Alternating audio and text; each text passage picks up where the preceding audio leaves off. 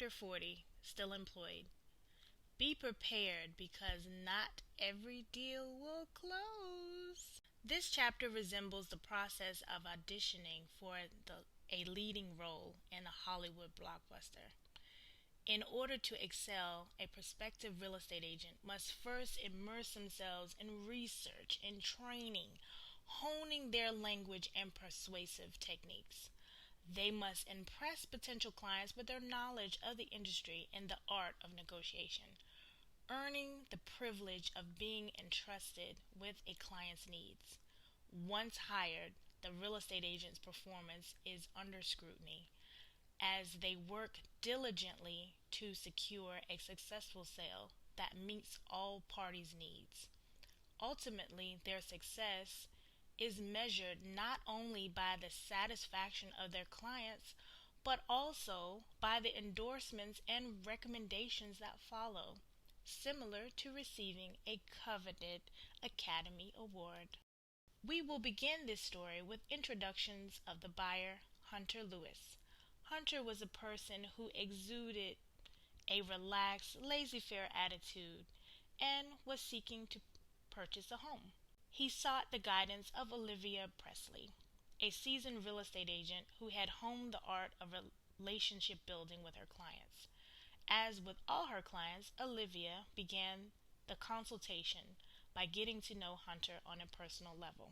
They met at a local coffee shop, and Olivia probed into his childhood, hobbies, and occupation, using the information to create a personal connection with him. Hunter, in turn, spoke candidly about his demanding job and how he felt unappreciated and overworked. Olivia listened attentively, without interrupting, as he shared his feelings. After establishing a sense of trust and familiarity, Olivia had turned to discussing Hunter's preferences of his new home. She encouraged him to outline his deal breakers, to which he responded that he was looking for a home that was within his budget, required little yard maintenance, and was conveniently located near his workplace, since he relied on public transportation. With Hunter's needs and wants in mind, Olivia set out to find him the perfect home. Her tenacity paid off when she found the home that checked all of Hunter's boxes and fulfilled his wish list. Our story commences during the week of the much-anticipated closing date. The arduous process of verifying employment details had been conducted for a second time, and the loan had been granted clearance to proceed to the final stages of the sale. As it was a split settlement, the seller had already signed all necessary documents a day prior to the closing date. On the day of settlement, the buyer, Hunter Lewis, was accompanied by the closing agent who meticulously reviewed all the pertinent documents with him. It was a momentous occasion filled with gravity of the transaction and the anticipation of its successful completion.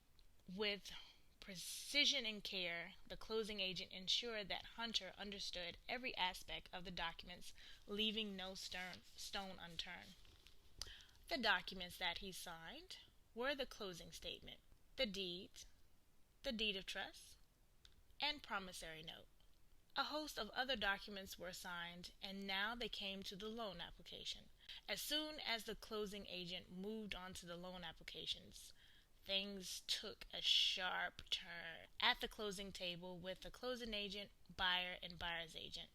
Closing agent: Okay, Mr. Lewis, here is the mortgage application with your address, place of work, and it highlights your debts and liabilities at the time of your application.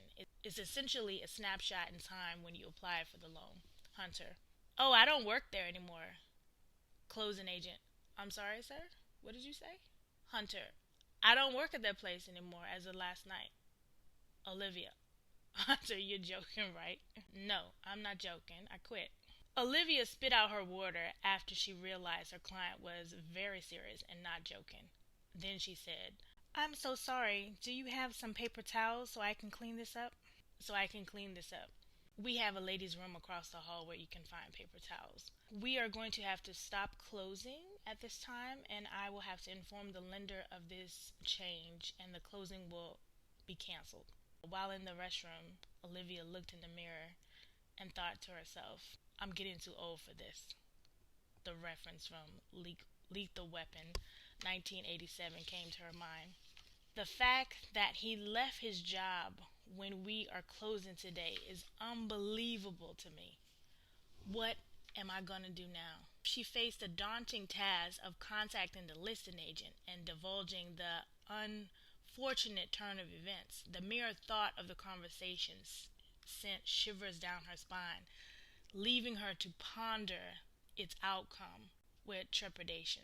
The news was daunting, knowing that it could potentially cause a ripple effect of repercussions. She had to return the keys to the lockbox, a symbolic gesture that marked the end of a failed endeavor.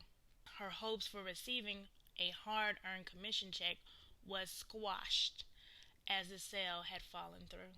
The conversation with the listing agent over the phone was excruciatingly unpleasant, to say the least.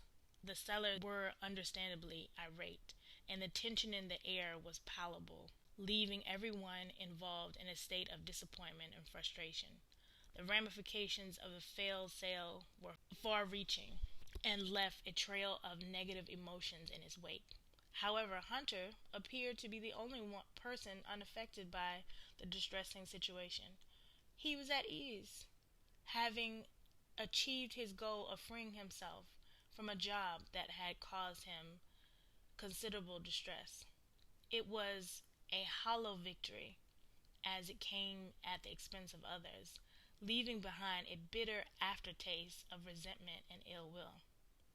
The sellers were not willing to let Hunter off the hook so easy, and threatened to take legal action against him for a specific performance due to his intentional act of quitting his job, which they saw as a clear violation of the contract terms. However, they soon realized that litigation would not be a viable option, as it would tie up their home in legal proceedings and prevent them from selling it on the market. Instead, the sellers decided to keep the earnest money deposit as compensation for damages incurred. They also chose to cut ties with their previous agent and hire a new one to sell their home, hoping for a fresh start.